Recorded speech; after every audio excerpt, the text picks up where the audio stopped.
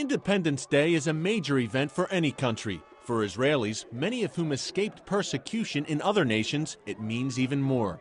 Israel recently celebrated its 61st birthday as a modern nation, but it's not been an easy ride.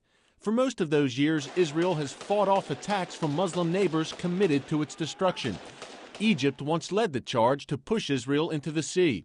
But after 4 major wars, the late Egyptian president Anwar Sadat decided he'd seen enough. Sadat stunned the world in 1977 by traveling to Jerusalem and speaking before the Israeli Knesset. 2 years later, he stood alongside Israeli Prime Minister Menachem Begin and U.S. President Jimmy Carter here at the White House, becoming the first Arab leader to recognize Israel as a nation.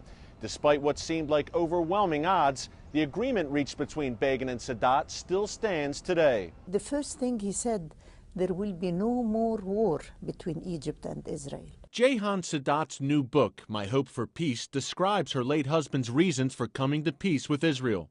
Both sides are losing their sons. Our economy is affected by war. Why are we going through war every few years? And this is something from a military man who turned from being a military man for war to be a man for peace. Israel soundly defeated Egypt 3 times before the 1973 Yom Kippur War. In that conflict, a surprise attack led to initial gains for Egypt and Syria until Israel eventually recovered and pushed them back. Sadat says Egypt's performance in this war restored a sense of pride, making it easier for her husband to pursue peace.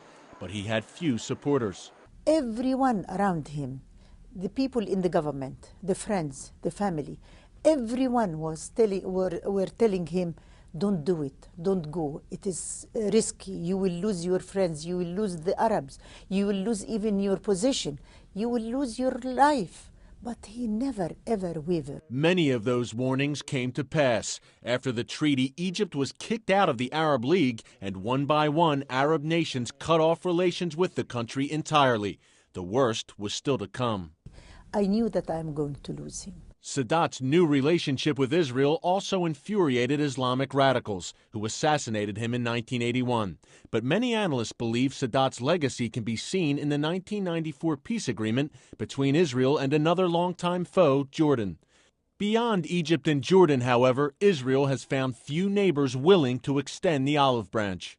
Do they really want to make peace with Israel? Are they willing to accept Israel, recognize Israel's existence, living here in the region as Sadat did? Jonathan Peled is a spokesman for the Israeli embassy in Washington. And the other question is whether they're willing to learn from what Sadat made, his historic visit to Israel, and to really reach out to the Israeli public opinion. Peled says Israelis would welcome Arab leaders who, like Sadat, might change tactics and turn away from violence. There's definitely a great desire among the Israeli public to finally reach a peace agreement with the Palestinians, with Syria, with Lebanon, because we're tired of living under constant threat and constant warfare. In the case of Syria, the price may be too steep. The contours for peace are drawn. They're very, very clear. It's land for peace, with all what that entails. That would mean giving up the Golan Heights region, a strategic and protective buffer along the Syrian border. Jehan Sadat believes that Israel should also give up territory to the Palestinians, just as it relinquished the Sinai Peninsula to Egypt in 1979. Peled says it's not that simple. Tiny Israel gave up land twice in this decade alone, pulling out of Lebanon in 2000 and Gaza in 2005. Attacks against Israel increased in both instances.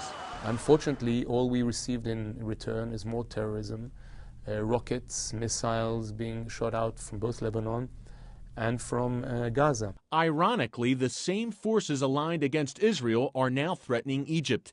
Iran, Syria, and Hezbollah have criticized Egypt for its refusal to allow Hamas members to enter the country from Gaza.